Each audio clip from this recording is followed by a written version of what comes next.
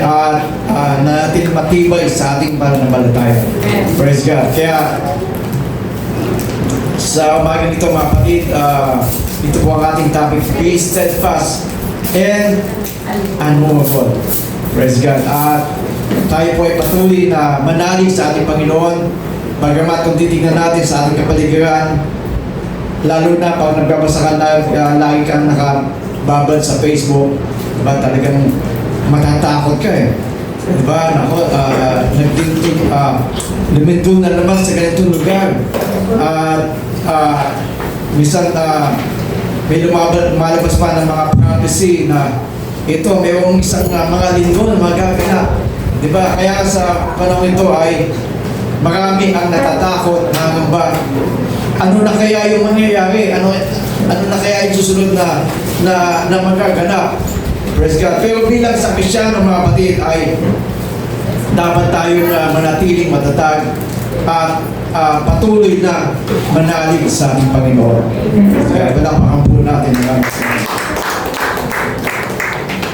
Kaya nga ito yung ating verse sa umaga ito sa Psalms chapter 46 verse 1 to 3. Sabi doon, God is our refuge and strength, a very help in trouble. Therefore we will not fear, even though the earth be removed, and though the mountains be carried into the midst of the sea. Yes, God. Verse 3 sabi, though its waters roar and be troubled, though the mountains shake with its swelling. Selah. Sa Tagalog po, sabi,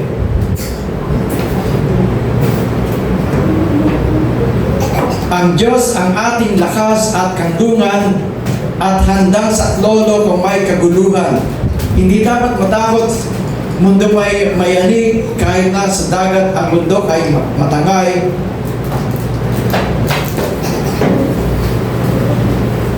Verse 3, kahit na magalit o magatan ang mga bugol ay mayanig o magimbal.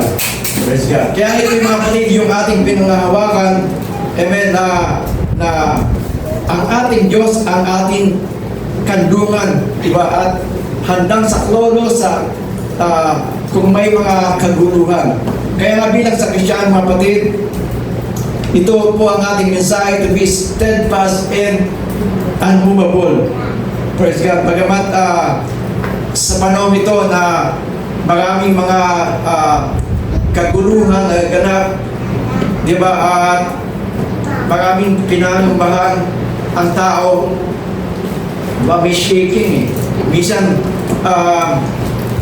nililiglig ng Panginoon ang mundo.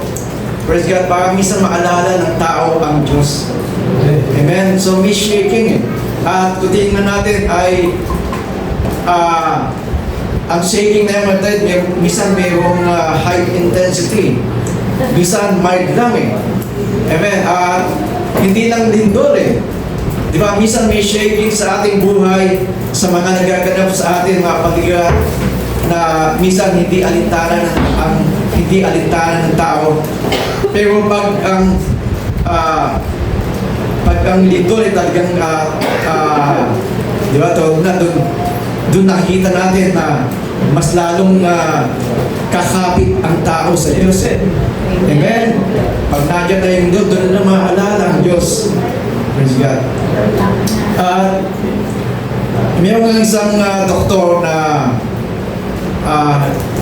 habang siya ay nasa kanyang banyo religo, mayroong leak sa kanyang CR. At naging palala yung leak na yun. So nagising siya ng alas 2 ng umaga, na madaling araw. So tumawag siya doon sa plumber.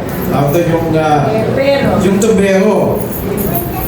Tinawagan yung tubero, sabi niya, may problema ako dito sa tubo ko eh. Talagang tumatagas na yung tulo. Sabi ng tubero, Dok, alam niyo ba na hating gabi, madaling araw na. Masyado pang ano na yung Yung turo masyado namang malala. Alas 2 na maling araw. Ano ba na hindi ito yung tamang oras para tumawag sa isang tubero at ipagawa yung tubo. Sabi ng doktor, bakit kayo tumatawag sa akin ng maski alanganing oras? Pag may masakit sa inyo, masakit lang ang ulo, tinatawagan nyo kahit alanganing oras. Sabi ng tubero, Dok, ganun ba? Pasensya na po. So, ganito po ang gawin nyo. Kumuha kayo ng aspirin, lagay sa isang dalawang aspirin, lagay sa isang basong tubig, tunawin at ibuhos sa tubo nyo. Pag walang nangyari, tawagan nyo ako ng umaga. Praise God. So, ganun ang tao mga kapatid. Minsan, pag mga simpleng mga bagay, di ba, okay lang eh. At kaya na natin yan eh. Di ba, pag mga simpleng problema lang, hindi tayo nangangamba. Pero pag dumating na yung mga malalang problema mga kapatid, amen, doon talaga tayo nangangamba na hindi na natin kaya ito. Kailangan na natin ang Diyos sa buhay natin. Amen? Kaya minsan mga kapatid,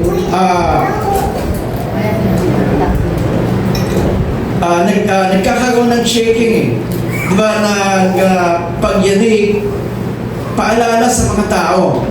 Bisa pag hindi pa nagaganap yung mga bagay na yan, diba, hindi lalapit sa ating Diyos eh. Diba, pag ang buhay ay hayag lang, yun lang eh. Diba, nasa okay lang eh. Pero pag dumating na yung mga bagay na yan, doon nakita natin, doon naaalala ang Panginoon mga kapatid. Amen? Praise God. Kaya minsan, nagpapaalala ang Diyos eh. At hindi makailangan mga kapatid ng hard ways para maalala ang Diyos.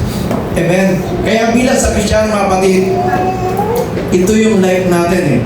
Praise God. Tayo po ay patuloy na nagpupuri sa ating Panginoon sa anumang sitwasyon, hindi natin nakakalimutan ang ating Panginoon. Amen. Amen? Na hindi sa ibang tao mga kapatid ang last resort na eh. Pag sinabi ng doktor na wala na, malala na, himala na lang ang kailangan. Praise God. Pero tayo mga kapatid, una palagi sa ating buhay ang ating Panginoon. Amen? So sa bawat oras, hindi natin nakalimutan ang kabutihan ng Diyos. Amen? Kaya nga pagdating ng mga shaking mga kapatid ay hindi tayo nayayanig sapagkat tayo po ay nasa presensya ng ating Panginoon. At alam natin, sa bawat oras ay kasama natin ang Diyos. Amen. At tayo po ay hindi pinababayaan ng ating Panginoon. Praise God. So sa buhay natin mga kapatid ay marami, di ba, hindi lang paglindol eh. Sinishake pati sa ating government. Di ba, nakita natin maraming mga problema, maraming corruption na nagaganap. Di ba, mayroong shaking. At sa buhay din natin, minsan ay dumarating yung mga problema. Di ba, yung mga pagsubok. Praise God. At minsan ay bakit dumarating yung mga bagay na ito? Diba? Minsan may mga nagkakasakit din sa pamilya. Diba? Dumarating sa buhay na talagang yung mga bagay na hindi mo inaasahan ay nangyayari. Praise God. At minsan ito'y pinapahintulutan ng Panginoon, yung mga shaking sa buhay. Diba? At minsan may nangyari na isang sulog eh. So yung mga nagpipray ang mga tao. Kasi yung sa mga Kristiyano sabi niya, Lord, wag lang masunod yung bahay namin, magsisimba na ako. Nagkaso hindi nasunog. Kinabukasan, balik na naman. Praise God. So minsan sa buhay natin mga kapatid, praise God, ay may paalala ang Diyos eh. Amen? So sa mundo mga kapatid na nagpaparamdam ang Diyos sa tao na minsan ay nakakalimot. So God permits shaking to test our foundation. Di ba? Minsan sinishake lang tayo ng Panginoon para i-test yung ating pundasyon. Kumbaga sa bahay, sa isang building, matitest mo na ito ay matibay pag dumating na yung mga pagyanig. Di ba? Makita mo na matibay pala yung building ito dahil ilang dumating na bagyo. Di ba? At paglindol, pero ito ay nanatiling matatag. Praise God. Gaya din sa buhay sa Kristiyan, mga kapatid. Minsan, God permits shaking to test our foundation, yung ating pananampalataya. Naalala po natin, mga kapatid, yung the wise and the foolish home builder, yung dalawang taong nagtayo ng kanilang bahay. Diba, yung isa ay tinayo ang kanyang bahay doon sa buhangina. Pero yung isang tao, mga kapatid, ay nagtayo ng kanyang bahay sa isang matibay na pundasyon. So, alam nangyari, mga kapatid, nung dumana yung malakas na bagyo. Siyempre, yung isang bahay na tinayo doon sa buhangina, sa isang igla, mga kapatid, ay na-wash out. Pero yung isang bahay na inatayo sa matibay na pundasyon, ito po ay nanatiling matatag. Amen?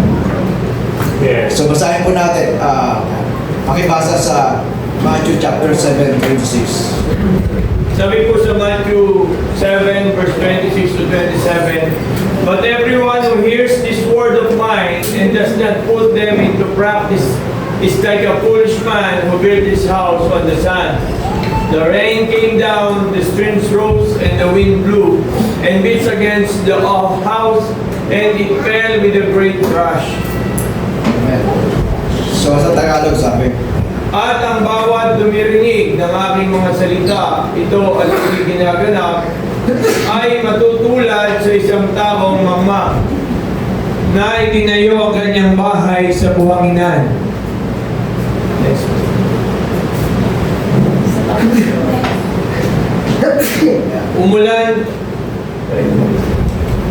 Umulan ng malakas, bumaha at binayo ng malakas na hangin ang bahay. Ito ay bumagsak at lubusang nawasak. Amen. So nakita po natin, mga kapatid, doon sa mga pagyanig na yan sa ating buhay, mas lalo tayong tumitibay, mga kapatid. Amen?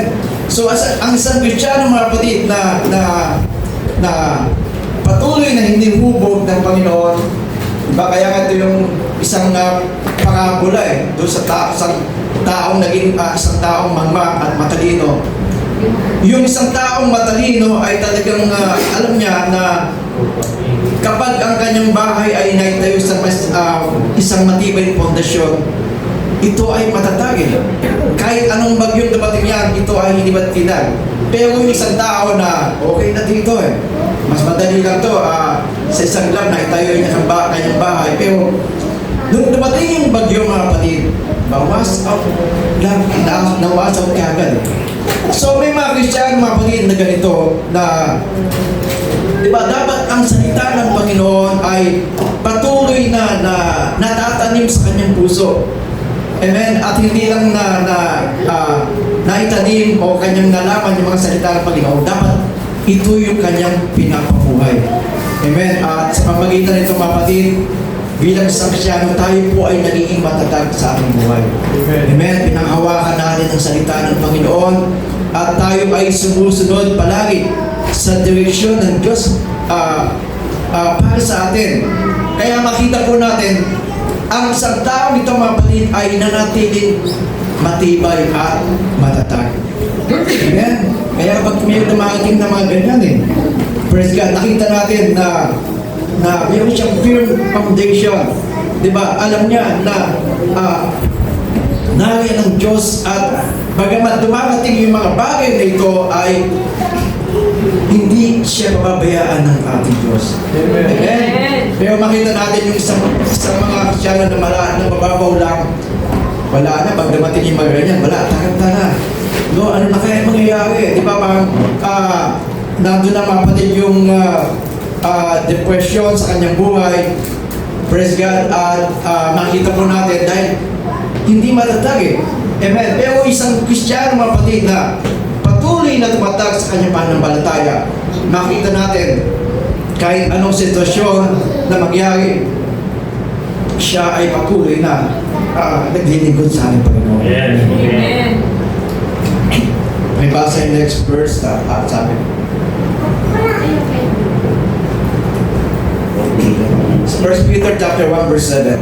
Sabi ko sa 1 Peter chapter 1 verse 7, these have come so that the proven genuineness of your faith of greater worth than gold which perishes even though refined by fire may result in praise, glory, and honor when Jesus Christ is revealed. Amen. So, true faith is proven by under pressure. So, dito mga kapatid, matitest yung ating mga pananampalataya. Di ba? Pag ang ginto ay dinadaan sa apoy.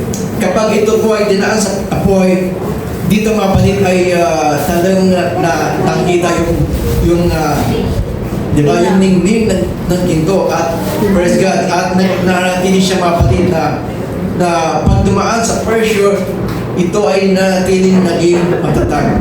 Praise God. Ganun din po ang mga Kristiyano mga kapatid. Doon sa mga pinagdadaanan natin, amen, ay dito po tayo ay nananatiling matatag.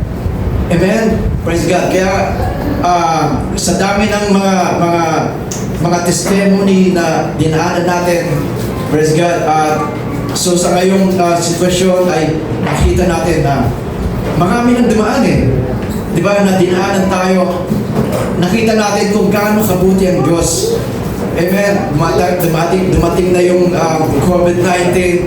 Di ba? Nakita natin kung paano kumilos ang Diyos. Amen. Amen. At makita natin, ngayon ba tayo mangamba? Amen. At ngayon ay minsan ay, di ba, nandiyan na naman eh. Pagkakaroon na naman ng lockdown. Praise God. Pero tayo ay nananalig sa ating Diyos. Amen. Na hindi niya pa mahintulutan ang mga bagay, mga kapatid, na hindi maganda. Amen. At kailanman ay hindi niya tayo pababayaan. Praise God. So dito mga kapatid ay di ba na patuloy tayong pinapatatag ng Panginoon eh. Di ba kaya nga sa buhay natin, inaalaw niya lang yung mga sitwasyon, yung mga problema, para tayo po ay ihanda at patuloy na maging matatag. Praise God. At ang ating spiritual foundation kailangan na ma-secure, di ba? Kailangan ito mga kapatid ay mag-build mas lalong tumibay. Kaya sabi sa Colossians chapter 2 verse 6 to 7, pakibasa yung verse. Colossians 2, 6 to 7. So then, just as you received Christ Jesus as Lord, continue to live your lives in Him, rooted and built up in Him, strengthened in the faith as you were taught, and overflowing with thankfulness. Amen. So nakita po natin mga kapatid na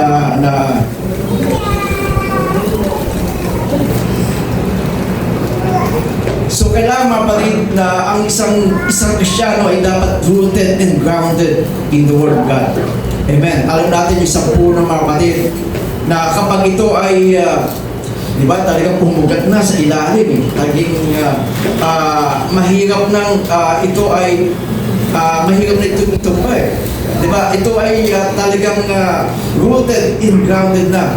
Kaya nga sa ating bilang sa Kristiyano ay rooted and grounded na tayo in the Word of God. Amen. Subukan natin ng Panginoon at pinangahawakan natin ang kanyang salita. Praise God. At dito mga kapatid ay kaya nga sabi sa verse na binasa natin kanina, therefore everyone who hears this word might put them into practice, and like a wise man will build his house on the rock. Amen. Kaya nga mga kapatid, ito yung isang tao na nakinig ng salita ng Panginoon at ito ay kanyang ipinamuhay. kagaya siya ng isang tao na itinayo ang kanyang buhay, ang kanyang bahay sa isang matibay na pundasyon.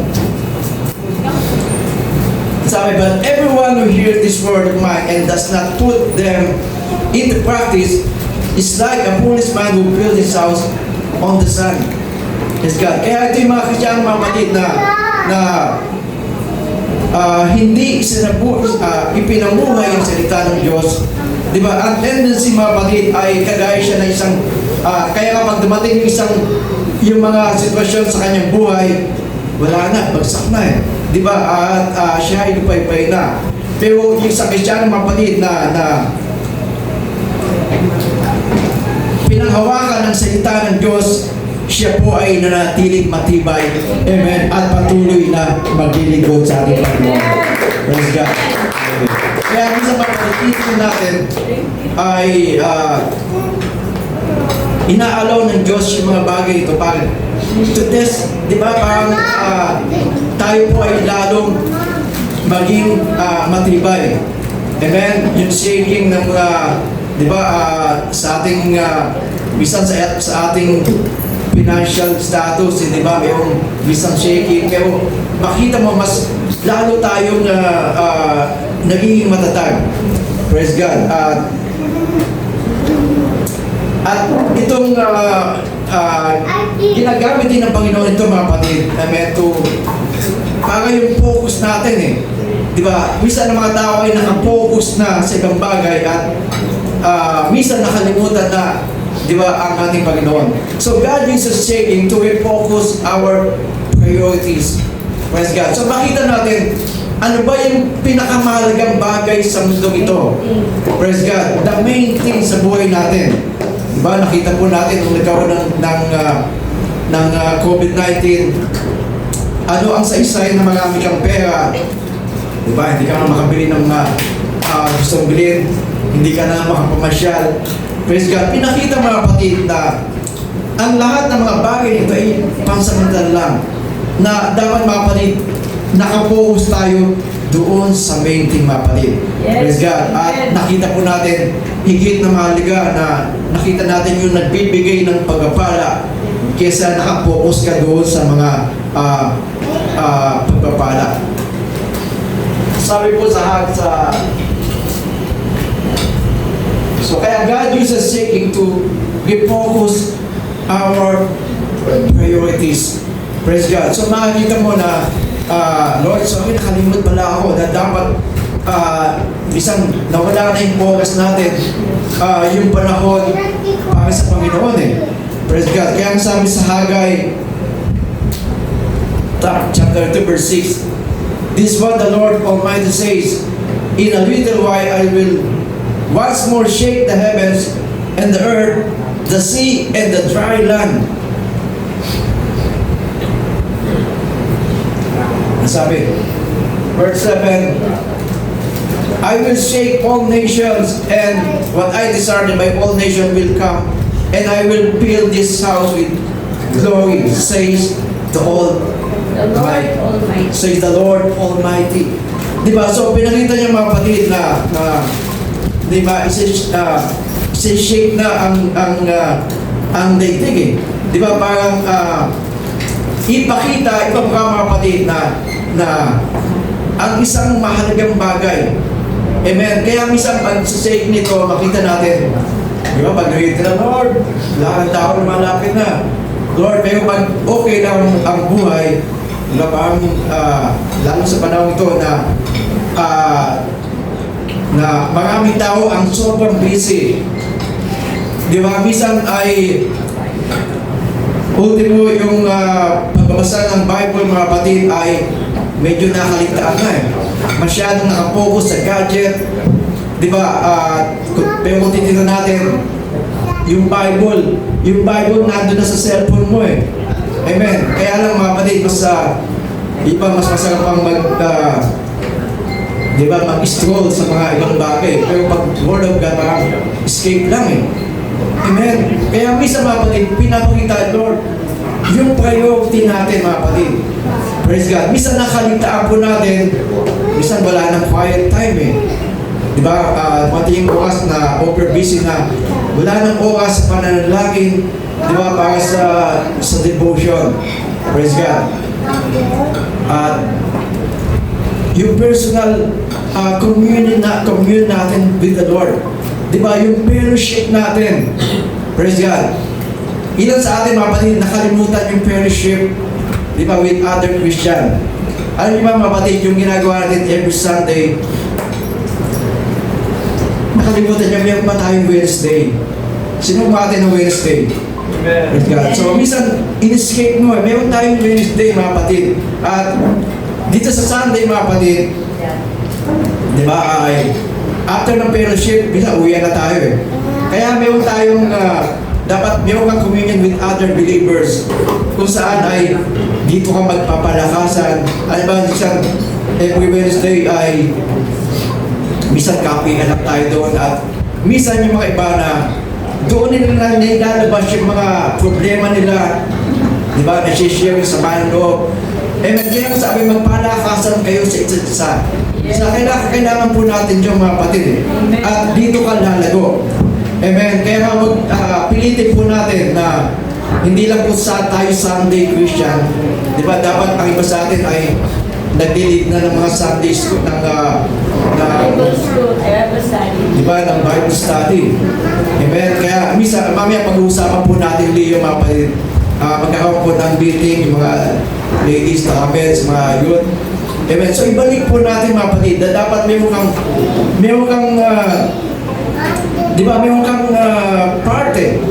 Di ba, hindi lang tayo mga kapatid na nakaupo dyan, meron tayong part mga kapatid na ibinigay sa atin ng Panginoon. Praise God. So makita po natin yung priorities natin. Praise God. Kaya nga mga kapatid ay pinag-aralan po natin, di ba, na ang yung kakaroon ng yung mga paglindol, yung mga signs na yung mga kapatid, wars and rumors of wars, ito po yung signs of the second coming of Christ. Amen. At kung malapit na mga kapatid ang second coming of Christ, mas malapit na ang rapture. Amen. Naniniwala tayo, mag-rapture muna eh. Praise God. At kaya nga yung oras natin mga kapatid ay napakahalaga eh.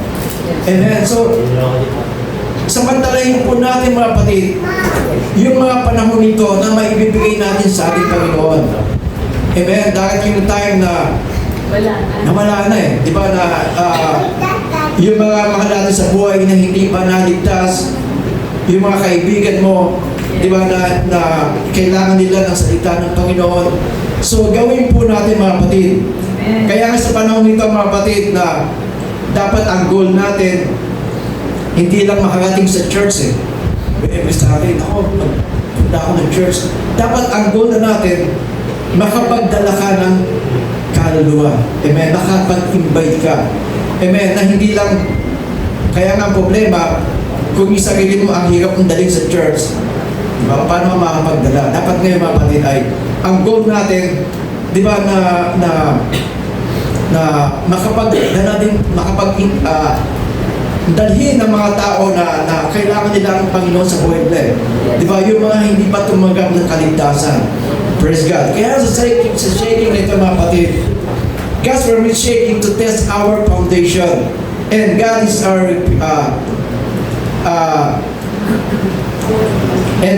our refuge in the midst of shaking. So hindi tayo nangamba mga kapatid. Dahil sa kabila ng mga ito mga kapatid, nakita natin na nandiyan ang Diyos. Amen. Amen.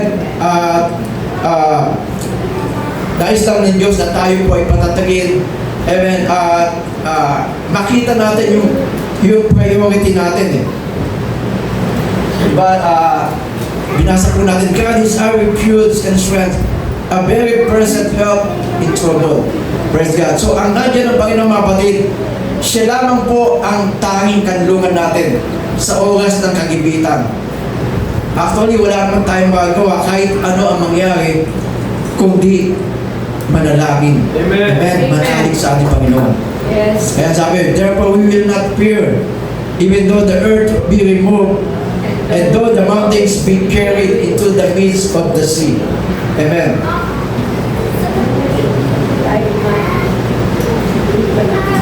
Though his father rose, be troubled, though the mountain shake with its swelling. Praise God. So ano mangyayari? May magagawa ka ba pag ikaw ay nag-worry? Pag ikaw ay natakot? Di ba? Wala. Kundi gagawin lang natin mga kapatid. Manalangin. Praise God. Kaya napaka-importante mga kapatid na tayo po ay patuloy na manalangin. Praise God. Di ba? Sabi, hindi nga daw dapat panalangin lang ng pangangailangan natin eh. Na Lord, kailangan ko nito. Lord, tulungan mo ko. Dapat ang prayer natin ay kingdom prayer, mga kapatid. Amen. Panalangin natin, mga kapatid, ang bawat kapatiran, ang church. Panalangin po natin ang bansang Pilipinas, ang mga kaguluhan, maging ang mundo, mga kapatid. Amen. Ang Panginoon ang patuloy na kumilos. So may magagawa po tayo, mga kapatid. Amen. Sabi ng Biblia, the prayer of righteous man availeth much. Amen. Napaka-kapatid. Yung panalangin ay napakalaga. Amen. Kaya nga, mga kapatid, ay ito po yung paalala sa atin, mga kapatid, to remain steadfast and unmovable. So makikita po natin na God permits shaking to test our foundation. God is our refuge in the midst of shaking. And we must remain steadfast and unmovable. Praise God. Dapat po mga kapatid ay manatili tayong matatag, at hindi matinag maski sa panahon na yan na nangyayari sa ating mundo, mga kapatid. We must remain steadfast and unmovable. Diba? Be steadfast in the service. Patuloy tayo, mga kapatid, na gumawa sa Panginoon. Diba? Huwag natin maging handa yung mga bagay na yan, mga kapatid, para hindi tayo ay makapagpatuloy na maglikod sa ating Panginoon. Praise God. Sabi sa 1 Corinthians 15:58, therefore, my beloved brethren, being steadfast, immovable, always abounding in the work of the Lord, knowing that your labor is not in vain in the Lord. Amen.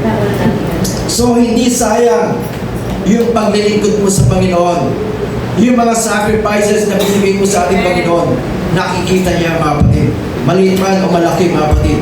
Kaya patuloy lang po tayo, mga kapatid, na huwag mawala ng pag-asa. Amen. At sa kabila ng mga bagay na yan, laging nato, mga kapatid, na tayo po ay makita na sa unahan, mga kapatid, ay napakaganda ng plano ng Diyos sa buhay natin. Praise God. Bagamat may mga nangyayari hindi maganda sa buhay natin, patuloy lang po tayo, mga kapatid. Praise God. At sa araw, tayo po ay haharap sa Panginoon. Amen. At diba, tatanggapin natin, mga kapatid, amen, ang reward mula sa ating Panginoon. Sasabihin niya, well done, thy good and faithful servant. Diba, napakasarap, mga kapatid, na patuloy lang po tayo, mga kapatid. Be steadfast in the service. Do not be moved by what you see. Amen. Kaya nga tayo, mga kapatid, we walk not by sight, we walk by faith, not by sight. Sa paningin natin, mga kapatid, na ako parang imposible na, parang mahirap, mga kapatid. Pero tayo po ay nananalig sa ating Panginoon. Sabi, therefore, we do not lose heart, even though our outward man is perishing, yet the inward man is being renewed day by day. Praise God. So, bagaman, mga kapatid, ang ating katawang lupa ay medyo nangihina, napapagod din. Amen. Sino na yung pagod? Every day, pagod ka na. Amen. So kailangan mo na spiritual na kalakasan. Amen. Pero ang Panginoon ay patuloy tayong pinapalakas. Sa nakita mo sarili mo, hindi handang na ako ay tumatanda na ako. Diba? Hindi handang yan mga kapatid eh. Mayroon ka pang lakas. Amen. Diba? Mayroon daw stages eh. Sa tao, makita natin yung mga stages eh. May stages sa buhay mo na yung time na naniniwala ka pa kay Santa Claus. Diba yung mga bata eh. Ako, naniniwala kay Santa Claus, darating na. Pero darating yung time mga kapatid na may isip din ka na naniniwala sa Santa Claus. Ako, diba na pag medyo may isip na yan eh. May magdali ka ng medyas. Si Papa naman nagdalagay ng medyas eh. So may isip na. At darating yung time na ikaw naniniwala kay Santa Claus, time na hindi ka naniniwala, pero darating yung time na ikaw naman si Santa Claus. Ikaw na si Santa Claus, di ba? Ikaw naman yung pero after no, mga kapatid, darating yung time na mukha ka ng si Santa Claus. Diba? Diba? Ibig sabihin, diba, tumatanda ka na eh. Amen. Praise God. Huwag niyang tingnan si Brother Martin. Tinala ko, balbas na lang pula. Amen. Pero hindi magiging handang mga kapatid eh, di ba, na kahit sa ating physically, nararamdaman natin medyo nanghihina, nagkakaedad, pero spiritually mga kapatid, patuloy tayo pinapalakas ng ating Panginoon. Amen? Amen. Sunod na verse sabi, for our light affliction, which is but for a moment, is working for us for more exceeding and eternal weight of glory. Diba? Panandalian lang mga kapatid, yung ating paghihirap. Amen. Yung ating masasakripisyo. Mayroon pang nakalaan sa ating mga kapatid. Amen. Na ininda ang ating Panginoon. Amen. Kaya kung parang mga kapatid sa mga naranasan natin, higit yung magandang plano ng Diyos sa ating buhay. Amen. Lalo na yung eternal life na hinanda sa atin ng ating Panginoon. Amen. Praise God. Temporary lang yan. Di ba sa buhay natin, dinaanan mo lang yan yung mga pagsubok na yan. Amen. Isang araw ay makikita rin natin yung magandang plano ng ating Panginoon. Praise God. Sabi sa sumunod na verse, while we do not look at the things which are seen, but at the things which not seen. Hindi tayo nakatuon doon sa mga nakikita natin, kundi sa mga bagay na hindi nakita. For the things which are seen are temporary, but the things which are not seen are eternal. Praise God. So, ang tingin po natin mga kapatid ay doon sa mga bagay na, kasi nakita ko na lahat ito pansamantala lang, nakatuon tayo mga kapatid doon sa isang bagay mga kapatid na kailanman ay hindi nasisira. Amen? So mayroong hinanda ang Panginoon para sa atin. Praise God. Kaya huwag tayong kaya nga do not be moved by what you see. Amen? Pagkat yung nakita mo ay pansamantala lang, tingnan natin mga kapatid, amen, kung ano yung hinanda sa atin ng ating Panginoon. Amen. Kaya at sa sitwasyon na ito mga kapatid, we need to encourage ourselves, di ba? Kailangan mga kapatid na encourage mo yung sarili mo. Ikaw na may alam sa salita ng Diyos, di ba? Lalo na pag nakita mo, para matindi na yung mga bali-balita, di ba? Sa Facebook, kung titingnan mo, yung mga nagilig mo. So encourage yourself na hindi ka dapat madala ng mga bagay na yan. Amen. Na bagamat dumarating yan, so patuloy natin mga kapatid na magpalakas sa Panginoon. Amen. So imbis na ikaw ay mag-worry, bakit manalangin na lang po tayo mga kapatid. Praise God. So kagaya ni King David mga kapatid, sabi daw, but David strengthened himself in the Lord his God. Amen. Sabi doon, now David was greatly distressed, for the people spoke of stoning him, because the soul of all people was grieved, every man for his son and his daughter. But David strengthened himself in the Lord his God. Amen. So makita po natin sa sitwasyon ni King David na kung saan ay lahat ng tao ay galit sa kanya, gusto siyang patayin dahil sinisi sa kanya yung mga hindi magandang pangyayari na naganap, nangyari mga kapatid, na halos sila inakugkog, at lahat ng mga babae ay naging alipin, at ang mga ang ari-arian na lahat ay nawala. Pero sa kabila ng mga kapatid, sabi doon, but David strengthened himself in the Lord. Kaya nga mayroong mga sitwasyon sa buhay natin mga kapatid na tila ay maraming namumutya sa iyo. Minsan isip mo lahat ay marami ang laban sa iyo. Pero nandiyan ang Panginoon mga kapatid, at siya lang ang tanging malalapitan mga kapatid. So kailangan lang mga kapatid, palagi sa tuwing ikaw ay manghihina, ang unang-unang mag-i-encourage sa mga kapatid ay yung sarili mga kapatid. Amen. Through prayer, amen, at patuloy na pagkikipag-ugnayan sa ating Panginoon. Praise God. Palapakan po natin. Kasi hindi ka naman nakakapag-encourage sa iba kung ikaw ay discouraged. Kaya kailangan palakasin muna yung sarili mo para ikaw po ay maka-encourage sa ibang tao. Amen. Kaya nga, ang last, strengthen others in the faith. Amen. May mga kapatiran tayo, may mga mahal sa buhay kang nanghihina, palakasin mo, encourage mo. Amen. Imbis na takutin mo, malalaman na yan. Amen. So encourage mo mga kapatid. Amen. Strengthen sila, bigyan ng pag-asa. Amen. At patuloy na lumapit sa ating Panginoon. Kaya ganito yung ginawa sa panahon ng mga apostol, sa Luke 22 verse 32. Dadapuan ikaw ay pinapanhin ko na huwag magkulang ang iyong pananampalataya, at ikaw kung makapagbalik ka ng muli ay papagtibayin mo ang iyong mga kapatid.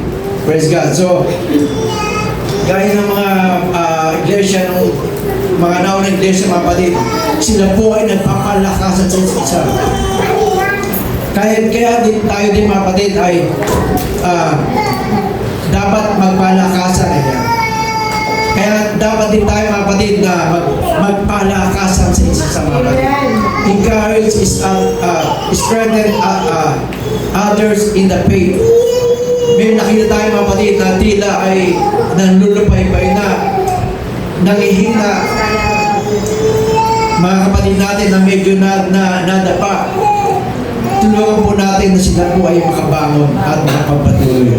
Amen. So wag po natin hayaan na di ba, na sila ay manatiling sa ganong kalagayan. Amen. Imbis na sila ay minsan na halos nadapa na ay lalo pang tinutumba. Pero dapat mga kapatid ay ibaon natin sila mga kapatid at patuloy na encourage sa ating Panginoon. Praise God. Kaya sa panahon ito mga kapatid, ito po yung ating mensahe. Remain steadfast and unmovable. Amen. Sa tulong ng Panginoon mga kapatid, patuloy tayong magiging matatag at matibay. Sapagkat tayo po ay nananalig na mayroong isang Diyos na nag-una ng umibig sa atin. Mayroong isang Diyos mga kapatid na ibinigay ang ating kanyang buhay para sa atin. Praise God. At kung ibinigay na ng ating Panginoon ang lahat-lahat para sa atin, ano ba ang hindi niya kayang ibigay para sa atin? Amen? Kaya nga sa anong sitwasyon, remain steadfast and unmovable. Kaya manatili po tayong malakas, matatag, at huwag matinag sa anumang sitwasyon, at tayo po ay manatiling manalig sa ating Panginoon. Amen. Be steadfast in the service, Do not be moved by what you see. Encourage yourself in the Lord and strengthen others in the faith. Praise God. Palakpakan po natin mga kapatid. So tayo lahat ay tumayo mga kapatid. Kailangan po natin na magpalakasan sa isa. Amen?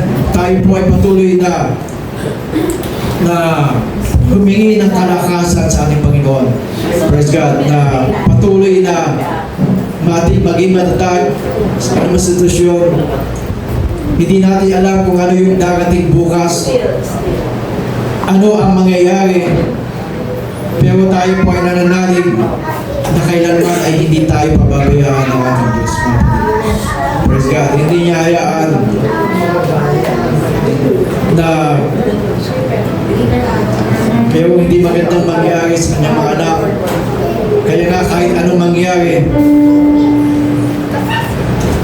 praise God, tayo po ay hindi dapat matakot at patuloy na manalig sa ating Panginoon.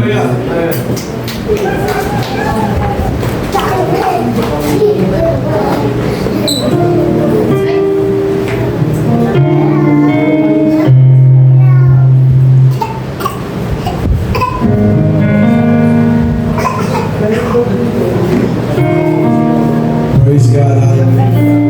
God is our refuge and strength, a very present in